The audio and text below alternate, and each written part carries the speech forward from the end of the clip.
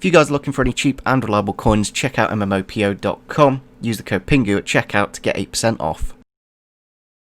You guys, welcome to Season 3, Episode number 10 of the Derby Crown Live. And to start off this episode, we're currently 5th in the table after 17 games. Next game is against Everton, who are down in 12th. Obviously, in between the two, well, the last couple of episodes, I've been asking for a new left back because obviously at the minute, it's kind of the major rating difference in this team. We have actually had a bit of growth to Loma to go to an 85. I think Chukwueze as well go to an 82.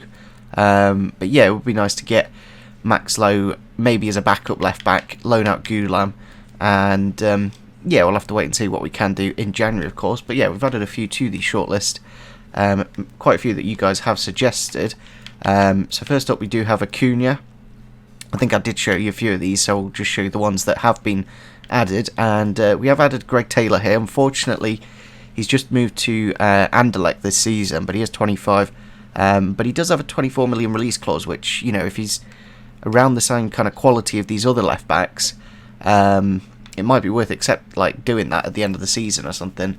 But I don't think we'll be able to get him in January because he's only just moved, and on strict transfer negotiations, basically a player can't move within 6 months. Basically, it might even be on loose as well. They might have changed it completely, but yeah, you can no longer sign players 6 months after signing for a new club. So next player is Luke Shaw. He is 31 million valued at 27 years old.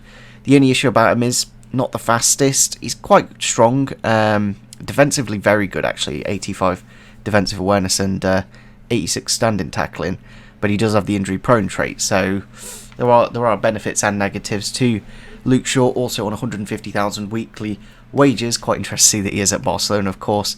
Another player, I'm not too sure if Tierney was added. I might have done that in between the two episodes, but yeah, Kieran Tierney here would cost us about 50 million, but a very good left back, of course, with really good pace, like 89 pace, and could do with a bit more defensive awareness, but obviously will be an upgrade on Max Lowe. Next player here is Benjamin Mendy, and if you compare Mendy and Tierney, I might be tempted to get Benjamin Mendy over the two, just because obviously he's going to cost us slightly cheaper, and I don't know, I do like Benjamin Mendy. Obviously, again, injury prone trait. I don't know if it's just a left back thing, but bit better defensive awareness and defending stats, of course, and going forward's absolutely brilliant with 88 crossing. You know, just whipping those balls into Cabral would be quite nice. So Benjamin Mendy's definitely one of those. One of the issues he does have is the low defensive work rate. However, because this year you can do development plans, it's not that much of an issue. It really doesn't matter. It would be nice if you could train work rates to go the opposite direction. So, for example, Phil and Mendy here, if I could not have him have an high attacking work rate and make it like medium or low, I think that would be something really good to add to the development plans. But we do have Phil and Mendy here. He's probably out of our price range at about 90 million, maybe even 120. But yeah, one of the best left backs on the game. You can actually get him for reasonably cheap. You know, pretty much that release clause. But I don't know if I want to be paying 100 million on a left back. But yeah, that's about it for left backs. The one that we did have also was Guerrero from Dortmund, and he is actually expiring in January, so I don't know if we could get him on the cheap maybe, but not the best defensively, to be frankly honest. He's only got 76 defensive awareness, so yeah, I think we'll wait and see what kind of, it really does depend on what money we do have in the January transfer window, and we obviously, after this episode, we're there, so it's going to be interesting to see, although we won't be actually. We'll have to do the Harrogate game in the next episode, unless we get like a couple of 1-0 games in this episode. But yeah, all in all, the next episode should be quite a good one with the FA Cup and the Carabao Cup and transfer business. So a little bit of a shame we have to do this episode, but that's the wonders of career mode. Unfortunately, Bielik is out injured for this game because of the injury in the last game, and yeah, it's we haven't had many injuries, to be honest. I think I did actually turn up the injury slider, but I don't know if we're going to use our second team for this game against Everton. Let me just check the fixtures that are coming up and see. And it is quite a tight. I think there'll be enough of a rest there. So we'll play our first team against Burnley again. second team against Sheffield United, and then first team against Fulham, and the second team against Harrogate. I just have to make sure that I've got the right rhythm of all the fixtures. Here's the Everton team then for today's game. They do have Pickford in goal, Coleman at right back, Tapsoba and Lindelof. Can't even say the left back's name. James Rodriguez playing central defensive midfield. Thomas Muller, Kovacic. I don't know why Kovacic and James don't just switch there. And then a front three of Benrahma, Berardi and Inaki Williams, obviously a very good striker. But I think the issue with Everton is the way they play, because they've got Thomas Muller and James Rodriguez in the middle, obviously both attacking midfielders. Kovacic isn't that great defensively either. So in terms of control in the middle, we should do quite well in this game. But with Mount here, runs into the box, can't get around the defender though. Bakayoko does peel it off to Harrison. That is a dream start against Everton to make it 1-0 in the first 5 minutes, and Jack Harrison with a really nice strike. I think it was a first time strike, to be honest. But Bakayoko just showing his qualities there, just to press and win that ball back quickly. And yeah, it's a really nice finish actually from Jack Harrison to make it 1-0 to get his third goal of the season. I think he's been a really good free signing that we got, and I think really good squad depth. Now with the ball here, chance to run through this Everton defence quite easily. Like, it's actually ridiculous how easy playing against Everton is, and we made it 2-0 in the first 10 minutes there with Mason Mount. And I don't know what it is. I don't know what it is about Everton, but we just find it really, really easy just to, you know, there's just no midfield there at all defensively, and yeah, we do make it 2-0. Chance here for Williams with the shot, and with the goal they do make it 2-1 there. Literally out of nothing, just a defensive error, and yeah, Williams was there with the press to get the ball and to get the goal. Chance here for Mount, if I can slip him in. Back here to Harrison with the shot now, blocked by the defender. Chance here for Ings, out wide here to Chukwueze. Can he get that 2-goal advantage back? With the shot now, and we do finesse it into the back of the net to end off the first half and get that 2-goal advantage back. I think I probably will rest up Lema now. Hopefully it doesn't cost us, but I just obviously want to get him involved in the next game. And obviously right back isn't that much of a major position, so I think I will put Nacho Fernandez in. We can get a good 45 minutes in. Fernandez in the box now. Can he pull it across for Batshuayi to get it 4-1? There we go. Batshuayi with a nice goal.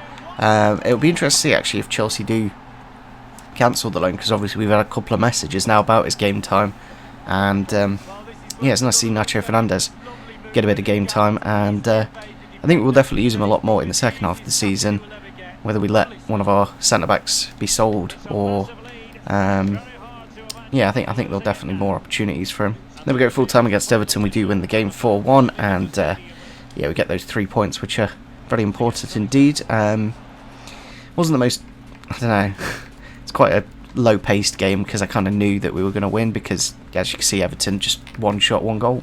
With that win, we do go into the top 4 then, and go above Brighton. Obviously, Brighton were top of the league for a long time, but it's kind of caught up with them now, and yeah, we're still within reach. You know, 6 points is doable over Manchester City, but we need to stop basically losing games. 5 losses already. You know, we kind of need to go on a bit of a run now to get some points. But yeah, we do have a fully fit team for this game against Burnley. Because I've upgraded Lema to a 5-star skiller now, for some reason his right back ability seems to be not as good as it was before. I think he had like a +5, now it's only a +3. But we can obviously develop him. I'm tempted to just move him to right back, to be honest, because there's better central defensive midfielders we could always just buy. So I think that's what we'll probably do. Just trying to look for him. There he is. Yeah, Bakayoko and Bird are doing great at the minute, so there's no actual need. So we will, if we move him to a right wing back, it's actually really quickly compared to a right back where it takes a whole season. It only takes 4 weeks to move to a right wing back. So yeah, we'll do that, and then obviously just play him as our right back, because that's what he's basically doing anyway. There's the occasional time he plays midfield, but all in all, mainly on that right back position, and obviously with Bogle as backup. Here we are then at a foggy Turf Moor for this game against Burnley. I don't think I've played in the fog too much, so it's going to be interesting to see how we do play. It does look really nice, of course, aesthetically. So looking at the Burnley team, they do have Nick Pope in goal, who's probably one of the best goalkeepers on this game. Charlie Taylor, Kim Young, Gwon, and Dijiji. Don't even know that right centre back. I don't even know who most of these players are, to be honest. Malqui at right back, then Goodmanson, Brownhill, Cork, and Dwight McNeil. Then a front two of Chalov, the Russian, and I believe that's Iago Falque, the Spanish centre forward. So yeah, bit of interesting back two in the middle there for Burnley. Obviously well known for their centre backs, but no Tarkowski. So hopefully those centre backs that they do have aren't too good. One-sided to Joswiak. I think he has actually grown a bit to 86, but a shot from Cabral easily saved. One-sided to Mount in the box. Can he get a finesse shot off? He can, but a good save from Nick Pope. As I said, he's really good goalkeeper and does push out for a corner. Oh, intercepted here from Bielik. That's why I kind of, I'd love the idea of having him in the midfield, because he's just got that bit of quality, and we do find the back of the net there with Chukwueze to open the scoring and to get us into the lead against Burnley. Obviously a very good defensive team, so finding that breakthrough really does help. But the like placed finesse shots with Chukwueze seems to be the way to score with him. Like Joswiak, you can just power him and finesse shot, but Chukwueze, I think you can only really do those kind of finesse shots. But he does seem to be doing quite well. 4 goals already in the Premier League and probably another 3 or 4 in the Champions League. Inside here to Mount. Can I slip it back to Cabral? Yes, we can. Can he get the finish though? With the shot and with the goal, we do make it 2-0 there, get ourselves into a comfortable position. I don't think Burnley have had a single attack yet, and they're defensively really solid, but going forward, it's not exactly that great in this game. And yeah, it's nice to see Otto Cabral on the score sheet as always. Nice bit of 1-2 action with Mason Mount. Was thinking that Pope would probably save it, but I think just because of the shot power, really good. Not as many goals as last season, of course, but I think as long as the team's doing well and we're getting performances, I really can't complain. Ball to Cork here, through for Casado, wide of the post though. Probably Burnley's first shot of the game, and yeah, not exactly. It was pretty close, but not anything really of any concern, because I felt like Bielik and Handanovic had it covered. But yeah, all in all, this Burnley game's been not that eventful. We have got Danny Ings on here against his former club though.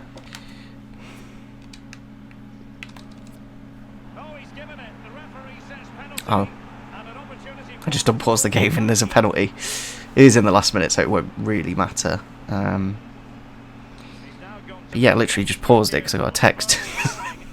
Maybe I slid in as I paused. Yeah, not the best to tackle there from Felipe.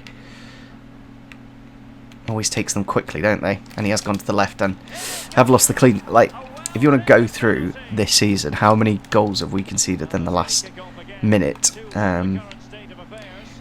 To basically lose the clean sheet, there's probably at least 6 or 7 games, and there we go, full time against Burnley. We do get the 3 points at least away from home. Did manage to rest up a few players actually quite early on, so they should be available for the next game.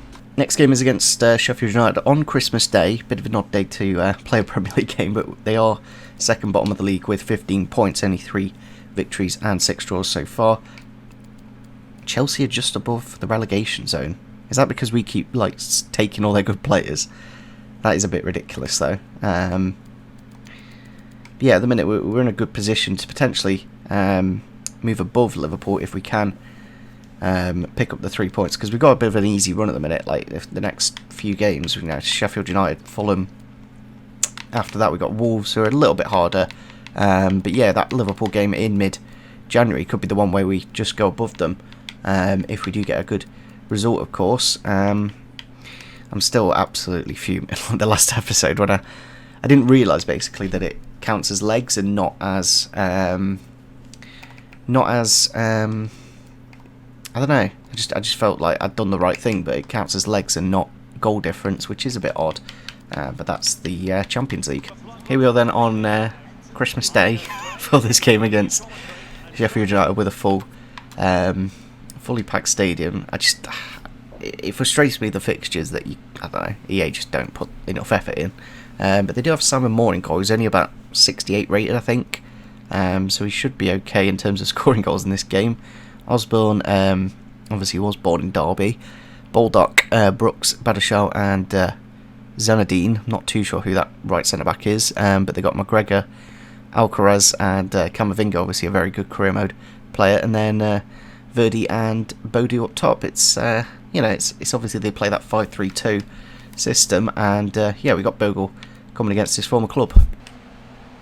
Joswiak on the edge here with the shot into the back of the net, and that is a really nice finesse shot to make it 1-0 in the 18th minute there, to make it a bit of an easier game, obviously against a 5 at the back team. It's getting that first goal to obviously get them to press out a little bit more and find some space. But yeah, it was a nice goal. Lehmann lays it off and eventually get there to, luckily, is that Harrison? Yeah, it's Harrison. Ducked under the shot, because if he didn't, then would have been blocked. And Kamal Joswiak with his 10th goal this season. Bogle into Cabral here. If he can slip into Sibley's path, he's gone through on goal. Can he find the back of the net with the finesse shot off the post? And we do extend our lead to a 2-goal advantage. And yeah, against these teams that at home we have to be winning if we are going to look to go for a title push. Of course, we've got a few easy games coming up, and then we have Liverpool in the middle of January, so that'll be the real test to see how we've developed. Obviously in that Liverpool game we should have a new left back, so defensively we should be much better, because Max Lowe is probably, he's obviously the weak point of that defence, but he's been a good signing since the start of season 2, I guess. But in a way I kind of wish, I don't know, we had Yedlin last season, didn't we, at right back, but in a way I probably would have preferred to sign Bogle before Lowe, because I just think Bogle has a little bit more potential. One-sided to Sibley. Could have probably slipped Joswiak in now, but we've still got the chance here. Through for Bakayoko. Can he get the final goal and get this game wrapped up? There we go. 3-0, and at that point it's pretty much game over. 2-0 there's still a chance, but 3 there's absolutely no chance. And yeah, it's nice to see Bakayoko getting that goal there, coming from deep. Just a nice bit of play from Sibley and Joswiak, and yeah, it's quite a good goal actually for his weak foot as well. Chance here for Sibley. It's clean through on goal. Can he get it to 4-0? Yes, we can. And as I said, it's nice to get Sibley some goals and development, and hopefully get him up to a 80 rated by the end of the year. That would be really good. Make him, you know, he's really good anyway, so anything on top of it, what his current ability is, then that would be great. On to Lawrence. Can we get Sibley's hat-trick and finish this game off completely? Going to try the long shot, why not? Good hand from Simon, but it's rebounded, and unfortunately we've somehow missed the target there with Harrison. I'm not too sure if the manager glitch has been fixed yet, but you saw him there with a kit. But I think when you go into actual negotiations, he's got his suit on, not full kit manager. At least it's not the bold guy, the two twins that it used to be. Hopefully that's the case anyway. We'll see when we go into the January transfer window, of course. Chance here for Sibley to get that third. It's a good save from Moore. Then we go full time against Sheffield United. A clean sheet. Nice to see, of course. I'm not too sure how many we've actually got this season, so I'll have to have a look. But we've lost a number of the season just from the 90th minute. All in all, they didn't even have a single shot on target. And yeah, I think obviously against a team that's in the relegation zone, you're going to find it easier. Just a few days break then, and we go into the next game against Fulham, who are down in 14th. We are currently 4th. And yeah, we just need to keep that pressure on. We're only 4 points now from Manchester City, so the gap is slowly closing. And goal difference wise, we need to be, you know, in these games where we are coming against teams in the bottom half of the table, you know, we need to get like a 3 or 4 goal difference to really make a difference at the top, of course. It's really odd that Chelsea are all the way down there though, but Fulham, they're doing alright, I guess. It'll be interesting to see how we do against them. But I just want to check who... See, we haven't got that many goals in the Premier League. Like, I think it's more of a collective group this season. You know, we've got Joswiak, Cabral and Danny Ings on 10, 9, 8. And yeah, I think it's, you know, we're just offloading the goals in a more broad sense. Mount is the top assister in the league, which is nice to see. But in terms of clean sheets, that was our first one in the Premier League. Oh dear. Unless we got one with... No, that was literally our first Premier League clean sheet. Here we are then at Craven Cottage. It is a snowy game, and it's nice to see the new pitch line thing on this year's game. So here we are then at Craven Cottage. I think it is actually snowing, so nice Christmas occasion, of course.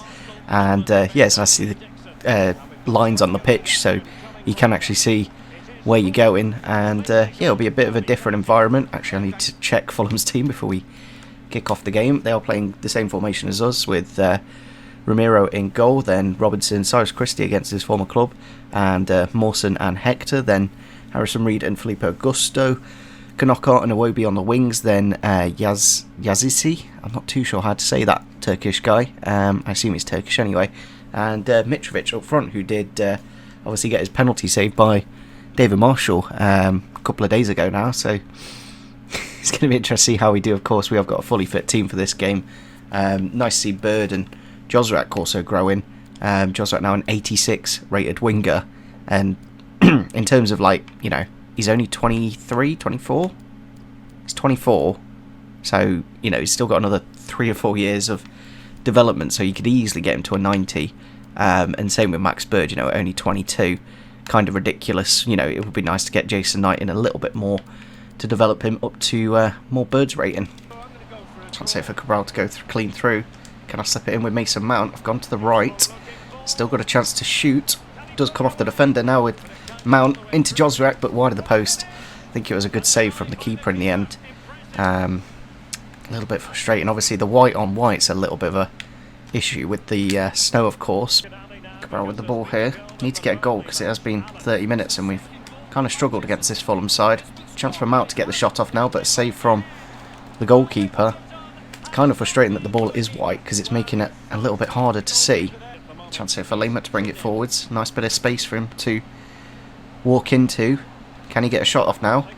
Saved by the keeper, and he's somehow luckily got that for a corner. This keeper's actually been on a bit of form in this game. Tackle here from Bird if we can get the counter-attack going with Kamil Josrak. Has he got the pace to burst through this Fulham defence? Hopefully can get the first goal.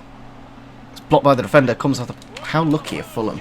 I'm not even being funny, they've had so many lucky chances and narrowly missed goals. I think we just have to put the pressure on at this point, probably go 4-4-2 and just try and get that goal with the two strikers. Bit of space here for Chukwueze to run into. Can he slip it through for Artur Cabral? Can he find the back of the net to finally open the score in the 75th minute? This game has been like Fulham, I don't know, just cheating, just unbelievably lucky in a number of occasions that we've had already, but I guess we don't need to go to the 4-4-2 now, and we can go back to the 4-2-3-1.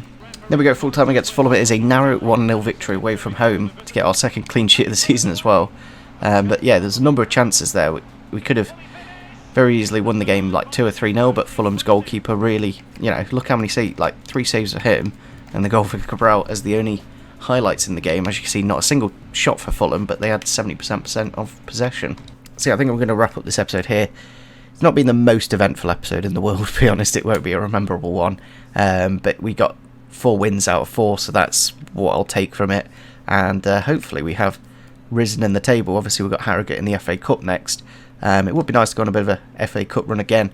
Obviously we're in the semi-finals of the Carabao Cup, and if we do beat Man United, it's either Newcastle or West Brom in the final, so very good opportunity to get a bit of silverware. Obviously we haven't won anything other than a playoff final, if you want to count that, but yeah, we're currently 2 points off Man United, 4 points off Manchester City at top, so yeah, it's all to play for still in the Premier League, and we have got a bit of a gap on Brighton, which is nice to see, just that 5-point gap. So I think in terms of left backs, there's, you know, a number of options that we do have here to potentially look at in the next episode when we do go into the transfer window. I think Acuna's okay, not the fastest though. I think that pace is a little bit too slow, so we'll remove him from the shortlist. But I think all in all, we've got like the likes of Shaw, Tagliafico, and probably Tierney and Benjamin Mendy. I think those are the 4 that I'm mainly going to look at, just because obviously they're affordable for us and